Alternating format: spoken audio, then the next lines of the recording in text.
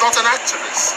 This is a man that I would describe more as a freedom fighter, but a freedom fighter that's ready to collaborate with anybody that's interested in peace, including the Fulanis. Anybody that is interested in peace. Had it not been that, I wouldn't be here. I trust him. We've had very fruitful and productive discussions, and of course, we will ensure that we continue in peace. Not threatening anybody, but continuing in peace.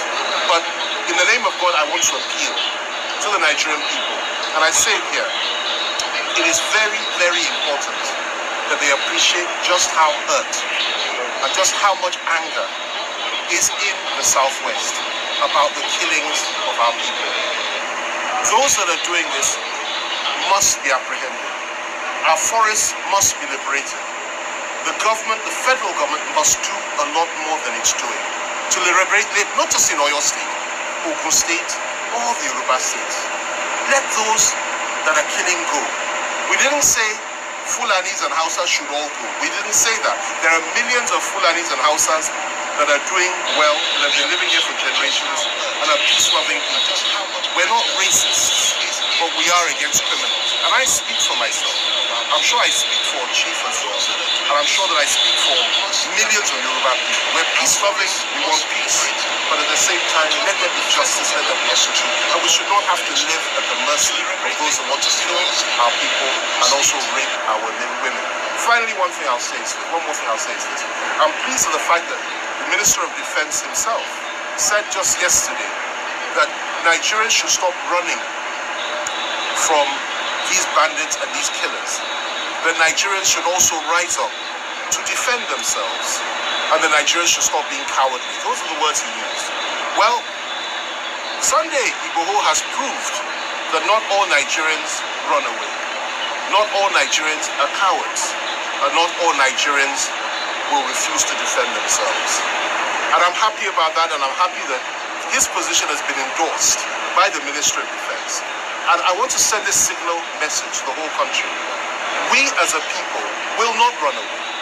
We will defend ourselves, and we will not be cowards if criminals continue to kill our people. It's the criminals that are not safe here. It is not the ordinary Hausa Fulani population, most of whom are peace-loving people, who we are very close to. I happen to be a title chief of Shinkafi, so how could I possibly be against Hausa Fulani people? However, I'm also a son of the soil here, and I know what my people have been going through. And I thank God that people are now rising up and saying enough is enough. And I'm thank God that the government itself has realized and appreciated the efforts of people like my brother here and others that have said enough is enough. And I love coming here. I love being part of Yoruba land. Our leaders, Babade Banjo, Professor Akitoye, Yinka Odumaki, Magaji, so many of them, Are, Gani Adams, and so many others. We're all standing together as one behind this man. And he speaks for us, he stands for us, and we're very, very proud of him. Thank you very much. Will you say that as a friend of Sunday Adeyemi, and also a friend of the government, will you say the body language of His Excellency appreciates the effort of Chief Adeyemi? Well, let me tell you this, there's no contradiction there, because I know the governor as a peace-loving, decent gentleman who is very serious about security matters, and he's proved that. And contrary to what some have said, that he's not being proactive, I disagree with that. He has been proactive. He's in a difficult situation. He has worked extremely hard, and he's deeply concerned about what's going on in the state and what some people are trying to do. They are very close. A lot of people don't know this. They've known each other for many, many years, and I'm not the one. I'm not even qualified to be the one to tell you about what's going on between the two of them. But what I do know is this: that bridges have been built. There is an understanding, and they have no choice but to collaborate and to work together. And I'm sure they're delighted to. I can tell you that Sunday is delighted to do that, because we've spoken, and he will do everything within the law. And that is what Makinde may be concerned about, the fear that there may be reaction and so on and so forth. And you can understand why. But it's for us that are leaders and that are elders that can come together and say, listen, let this bridge be built so that we can do everything in the right way in order to ensure that the state government is comfortable and to ensure the federal government is also comfortable whatsoever. There is no law that says you cannot defend yourselves against people that kill you and government needs to do, and I'm talking about the federal government now, is do something about those that are perpetrating these heinous crimes in our forests. If they did that, if only they could do that and do it better, there wouldn't be an issue here. And we wouldn't have to have people to stand up and say, listen, if they don't do it, we have to do it ourselves. And that's where people like Sunday come in. If they do their job, then people like Sunday would not have to do anything at all. But as long as they don't do their job, it raises issues. And I know that Makinde and the other governors of the Southwest will join hands together, have joined hands together to ensure that people are safe. It's the same destination, the same objective that they all have. And this is not about targeting any ethnic community. It's not about targeting Hausas, it's not targeting Fulani. No, that is not what he does. If that was it, I wouldn't be here. And he knows very well that I would never do that either. We believe there should be peace, unity, and progress, but there must be justice, there must be equity, and there must be the right to defend ourselves from people that seek to kill us and rape us. Thank you.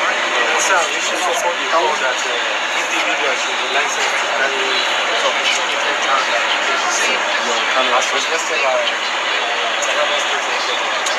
Well, listen, a good friend of mine, the governor of Bauchi State, Bala Mohammed, a good friend of mine, we were in a cell together, and apart from that, we're very close. We're both former ministers. He said a few days ago that Fulani herdsmen should be given the right to carry AK-47s. Now, I disagree with that, but that is his opinion. And like I told him, he's entitled to his opinion, and he can voice it. Now, if you go by that principle, then of course it makes absolute sense. If Fulani herdsmen are allowed to carry AK-47s to defend their cows and their lives if they feel threatened, then it's also logical that members of the local community, farmers, and each and every one of us should also have that right to defend ourselves against killer Fulani herdsmen or against those that seek to come and kill us and rape our women. So I am totally and completely behind that. I would like that very much. And why not? We're responsible, decent people. The Americans have that right to enshrined in their constitution. Perhaps if we had that long ago, that we could carry arms, perhaps we won't have the kind of atrocities that are being committed throughout the country. And not just throughout the South, I must say. Even in the North itself, I must tell you, it is unbelievable what is going on there in terms of these killers killing members of the local population. So perhaps that's one way to solve the problem. But the best way is for the government itself to rise up and do something about it. That's what we're paying them for. That's what they're there to do. Let's hope they do it so we don't have to do it ourselves. Thank you. I want to ask We're going to. Sure. I don't have anything to say now because my uncle is already here. So this is what I want in our land is peace. We don't want Fulani herdsmen, Fulani bandits, or Fulani killer man to come and kill our people. We want our people to free. Understand? So my uncle is already here. I don't have anything to say now. Thank you so much. Your message to the people, sir. Your message to the people generally. My message to my people in the Yoruba land, not everywhere, only Yoruba land. You understand? To try to defend yourself. If anybody come to your farm or to your home to come and kill you, try to defend yourself. So, which is what the minister said too. So, it's a good message. Thank you. Thank you.